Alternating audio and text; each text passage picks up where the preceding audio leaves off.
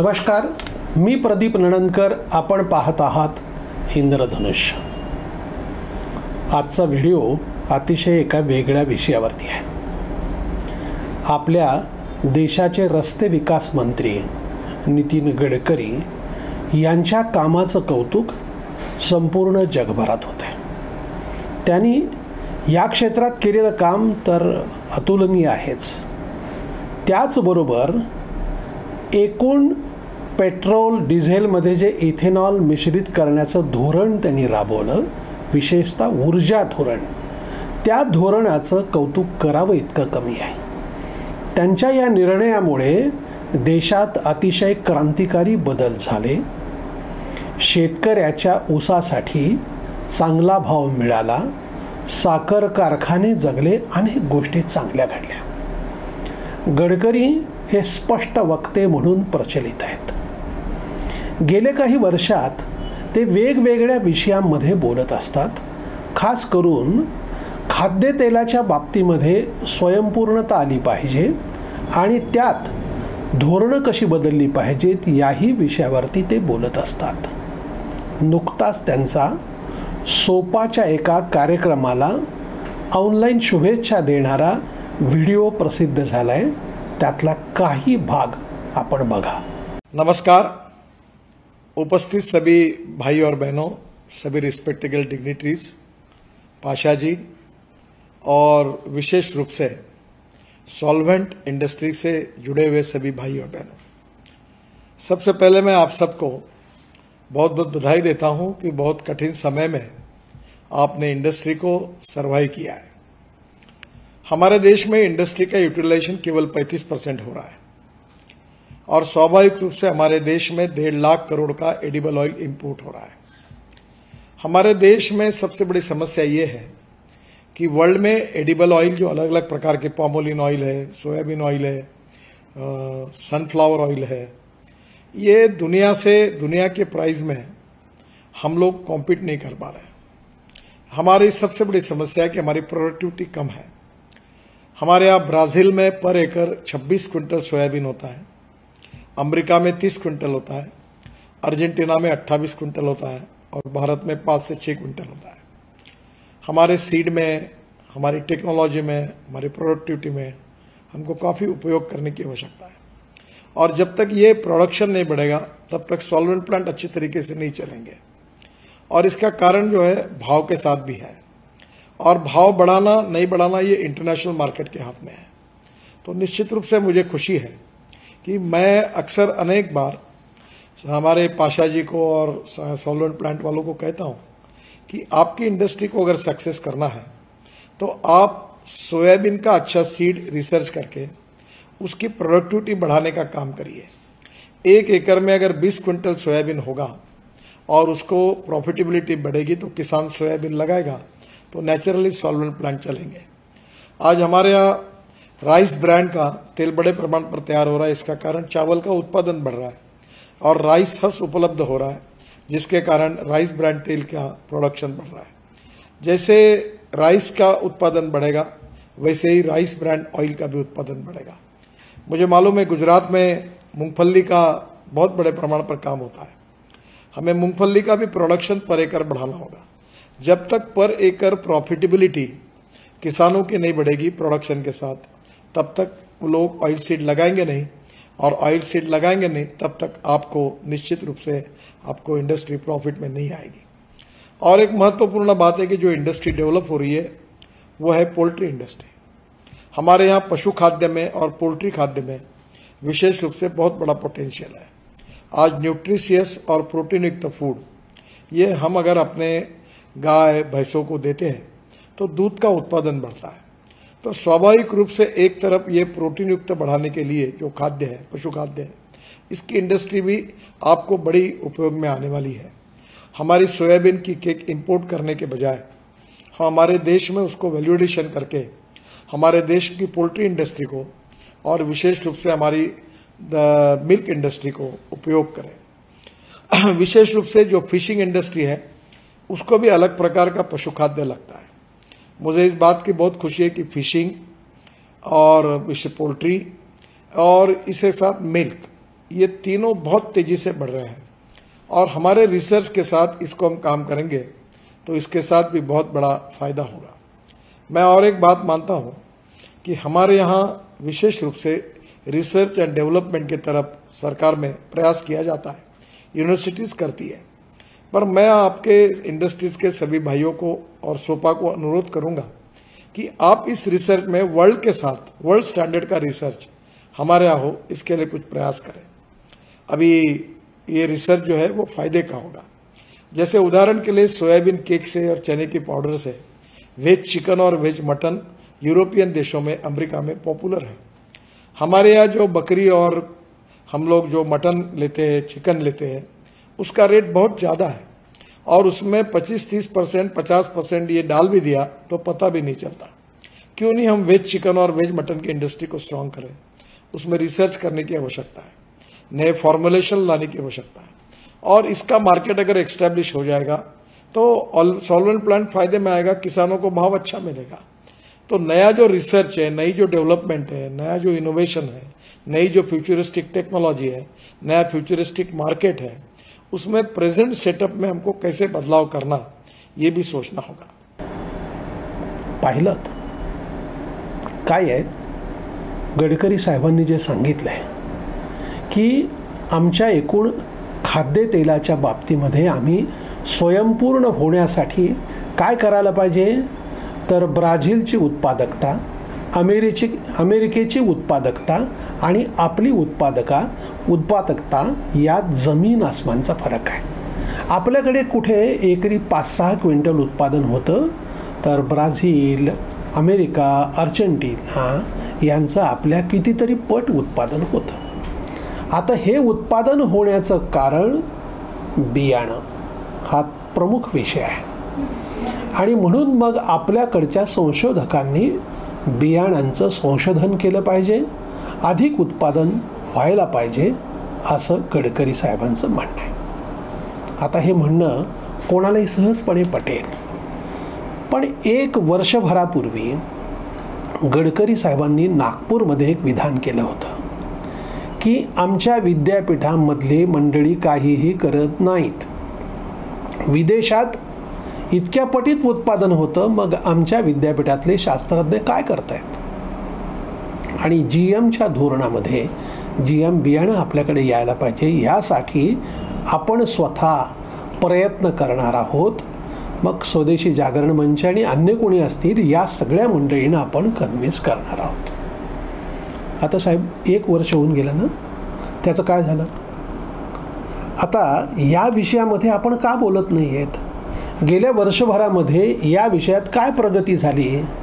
तुम्ही स्वदेशी जागरण मंचच्या कार्यकर्त्यांना, प्रमुखांना या विषयाशी संवाद साधला का? मेधा पाटकर आणि मंडळी जे आहेत त्यांचीही भूमिका विरोधातली आहे जीएमच्या, तर त्यांच्याशी संवाद झाला का? मग या विषयामध्ये आपलं सरकार आता केंद्रात सत्तेवर येऊन झाले ना 9 वर्ष, मग 9 वर्ष आपण या विषयामध्ये काय केलं? मग पुन्हा आता सोपानी म्हणजे हे जे उद्योजक आहेत जे आता केवळ 35% क्षमतेने चालतात, जगात 90% क्षमतेने चालणारे उद्योग आहेत, ही क्षमता समजा जर वाढवायची असेल तर बियाणात संशोधन करायचं, मग हे ह्यांनीच करायचं का? जीएम बियाणं आपल्याकडे यायला, आता बघा आपल्याकडं जीएम बियाणं आणायला तुम्ही बंदी घालता, प्रोसेस्ड ऑइल येतं त्याच्यावर नाही, डीओसी येतं त्याच्यावरती बंदी नाही आहे। मग आता इतके वर्ष आपल्याकडे प्रोसेस्ड ऑइल येतं, खाद्यतेल, ते खाऊन काय अडचणी काय निर्माण झाल्यात त्या सांगा ना, त्याचा अभ्यास केला का? डीओसी खाल्ल्यामुळं इथल्या प्राण्यांवरती काही परिणाम झाले का? जीएमची डीओसी त्याचं काही संशोधन आलंय का? मग हे जर संशोधन असं केलं गेलं नसेल, मग GM1 इकडे आपल्याकडे आणायला काय अडचण आहे? आता कॉटन सीड, बीटी कॉटन 20 वर्ष होऊन गेले ना, आता कॉटन ऑइल वापरलं जातच ना, त्याच्यामुळे काय अडचणी आल्या? याचं काही संशोधन झालंय का? त्यावर कोणी बोलत नाही। पाम तेलामुळं, खरं तर पाम तेल हे आरोग्याला हानिकारक असं म्हटलं जातं, मग या विषयावरती कोणी काही का बोलत नाही आहेत? स्वदेशी जागरण मंचवाले का बोलत नाहीत? मेधा पाटकर अँड गँग ह्याच्यावर का बोलत नाही? मग आपण आता आपल्या देशामध्ये पामतेल उत्पादन करण्यासाठी पामची लागवड आपण एकूण समुद्राच्या किनारी, नदी किनारी आपण करतो आहोत. आता हे करताना आपण तिथल्या शेतकऱ्यांना प्राधान्य दिलं नाही, तर मल्टीनॅशनल कंपन्यांना प्राधान्य दिलं. त्याचं काय होतं हे आपल्याला माहीत आहे. आजवरचा काय अनुभव आहे? एखादा व्यवसाय करायचा आणि तो व्यवसाय बुडाला असं दाखवायचं आणि शासनाकडून सबसिडी घ्यायची. त्याची जी सबसिडी आहे ते कोणाला मिळते? ती शेतकऱ्याला मिळाली असते की नाही? मग आपलं धोरण नेमकं काय आहे? हे जे आपल्या सरकारचं धोरण ठरत नाही, या विषयामध्ये हा जो सरकारला धोरण लकवा झालेला आहे त्याबद्दल आपण का बोलत नाही? बघा, आता सोयाबीनचे भाव अटलजींच्या काळामध्ये आयात शुल्क काय होतं? मग तेव्हा आयात शुल्क लावून जे भाव होते, आता गेले 2 वर्ष झालं भाव पडलेले आहेत. सोयाबीनचा भाव आता सध्या 4,500पर्यंत खाली आला आहे. मग आता हे जे भाव पडलेले आहेत या विषयावरती काय आहे? आयात शुल्क 1 रुपया देखील वाढवलेलं नाही. याची कारणं काय आहेत? निवडणुकीमध्ये यश मिळवणं याच्यासाठी शेतकऱ्याच्या डोक्यावरती मारणं झालं. हे वर्षानुवर्ष होते. या संबंधामध्ये आपण का बोलत नाही? आणि आपलं आता कसं चाललं आहे? माफ करा साहेब, पण तुम्ही जे बोललात ना की हे आता जे सोयाबीन प्रोसेसर्स आहेत ना, त्यांनी काय करायला पाहिजे? त्यांनी संशोधन केलं पाहिजे, त्यांनी बियाणं काढलं पाहिजे. म्हणजे असं झालं हलवायाच्या घरावर तुळशीपत्र ठेवल्यासारखं. म्हणजे तिकडे समजा काही चांगल्या गोष्टीसाठी मिठाई वाटायची आहे, पैसे खर्च करायचेच नाहीत. तिकडे हलवायाच्या घरावर जायचं आणि तिकडे तुळशीपत्र ठेवून त्याला पाणी फिरवायचं. असं केलं तर कसं होईल? म्हणजे तुम्ही जेव्हा सत्तेत नव्हता तेव्हा सरकारनं हे केलं पाहिजे ही भूमिका असायची. आणि आता आपण सत्तेत आहात तर समाजाने पुढाकार घेतला पाहिजे ही आपली भूमिका आहे. मुळात आपल्याकडच्या रिसर्च करणारी मंडळी यांना आपण किती पैसे उपलब्ध करून देतो? रिसर्च व्हावं यासाठी काय काय केलं जात आहे हे पण लोकांना सांगा ना. अहो, ज्यांनी रिसर्च केले त्यांचं काय झालं आहे? बीटी वांग आपल्याकडे त्याचा शोध सुरुवात होऊन किती वर्ष झाली, आपण त्याचे आपल्याकडे काहीच उपयोग केला नाही. आपलं उलट बियाणं बांगलादेशनी मागून घेतलं, ते आपण त्यांना दिलं आणि त्यांनी त्याच्यावरती किती पैसे कमवले. आता हे बांगलादेशामध्ये अजून एकही आकडा असा आलेला नाही ते बीटी वांग खाल्ल्यामुळे परिणाम झाला लोकांना. आपल्याकडे का नाही प्रयोग करत? अहो, 10 वर्ष झाले हो. बीटी लातूर तूर याचं संशोधन लातूरमध्ये झालं. त्याचं काय झालं? त्यांना का परवानगी मिळत नाही आहे? आता आपल्याकडचे जे सगळे असे कॉलेजेस आहेत संशोधन करणारे, बायोटेक्नॉलॉजीचे कॉलेज, याला कुलपं लावायची पाळी आहे.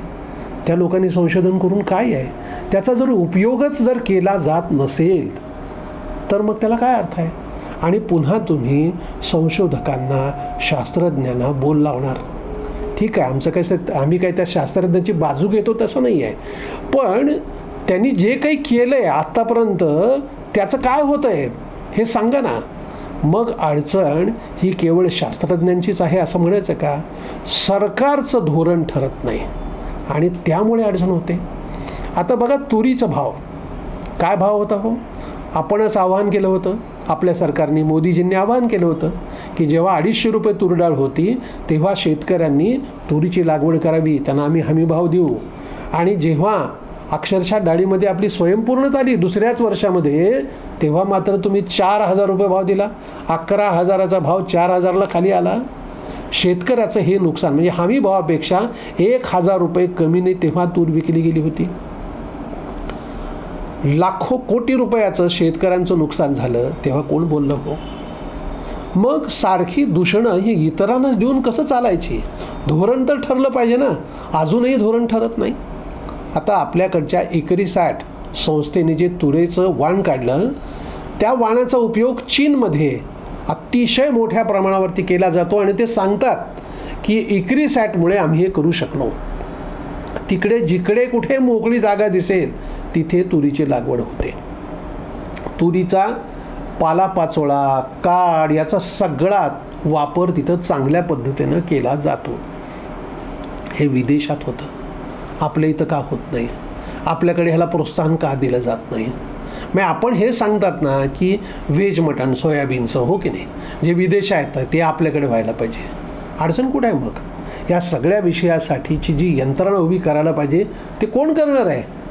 म्हणजे अन्य देशामध्ये आपल्याकडे तूर विकण्यासाठी, आपल्याकडे डाळी विकण्यासाठी कॅनडाचे प्रतिनिधी येतात, ते मार्केटिंग करतात, ते जाहिराती करतात. आपण काय करतो? आपणही करावं ना. मग आपण या सगळ्या विषयामध्ये लीड घ्यायला पाहिजे सरकारने, आणि जगभर फिरलं पाहिजे मार्केटिंग करत, आणि शेतकऱ्यांना अधिकचे पैसे दिले गेले पाहिजेत. शेतकऱ्यांसाठी या योजना राबवल्या जात नाहीत. मग गडकरी साहेब तुम्ही हे सांगा ना की बाबा मी सांगतोय परंतु सरकार माझं काही चालत नाही, माझं कोणी ऐकत नाही. मग हे सांगा ना. जर तुमचं ऐकत नसेल तर तुम्ही आम्हाला का दोष द्यायला? होय, म्हणजे होतंय कसं माहिती आहे का, बऱ्याच वेळेला, माफ करा पुन्हा एकदा सांगतो की घरात बायको जर ऐकत नसेल किंवा घरातले माणसं आपलं ऐकत नसेल तर तो राग बाहेरच्यावर काढला जातो. असा राग बाहेरच्यावर काढून उपयोग नाही. मग तुम्ही शास्त्रज्ञावर काढता, कधी मग पुन्हा जिथं कुठं जातात त्या उद्योजकांना सांगता, आणि शेतकरी संघटनेतल्या माणसांचं बुवा तुम्ही शरद जोशीवर काम केलं, मान्य, चांगली गोष्ट आहे. पण आता असा कुठला राहिला हो शेतकरी नेता की जो शेतकऱ्याचा हिताचा विचार करतोय? तो फक्त स्वतःचं पोट भरतोय, स्वतःची एकूण क्षमता वाढवून घेतोय, स्वतःचं पोट मोठं करतोय, स्वतःकडे किती पैसे मिळतील याच्यासाठीचा प्रयत्न करतोय. शेतकऱ्यांच्या हिताचा विचार करणारा, खास करून कोरडवाहू शेतकऱ्यांच्या हिताचा विचार करणारा शेतकरी नेताच उरलेला नाही. आता कोण करणार आहे? शासन नाही, शेतकऱ्यांचे नेते नाहीत. मग या इथल्या सामान्य जनतेने, सामान्य शेतकऱ्याने कोणाकडे बघायचं? म्हणजे आमची उपेक्षा सामान्य शेतकऱ्यांची किती वर्ष केली जाणार आहे? 75 वर्ष झालं आता स्वातंत्र्य मिळून, अजूनही शेतकऱ्याला हमीभाव मिळत नाही. जे हमीभाव ठरवले जातात ते चुकीचे आहेत. आणि जेव्हा शेतकऱ्याचा माल बाजारपेठेमध्ये येतो तेव्हा त्याच्यावरती गिधाडं तुटून पडावी तशी सगळी यंत्रणा तुटून पडते आणि त्याचे लचके तोडले जातात. या सगळ्या विषयामध्ये काही होत नाही, म्हणून शेतकरी अस्वस्थ आहे, म्हणून शेतकऱ्याच्या आत्महत्या होत आहेत. या सगळ्या गोष्टीमध्ये शासन आत्ता जे करते ना ते सगळं मलमपट्टी करते.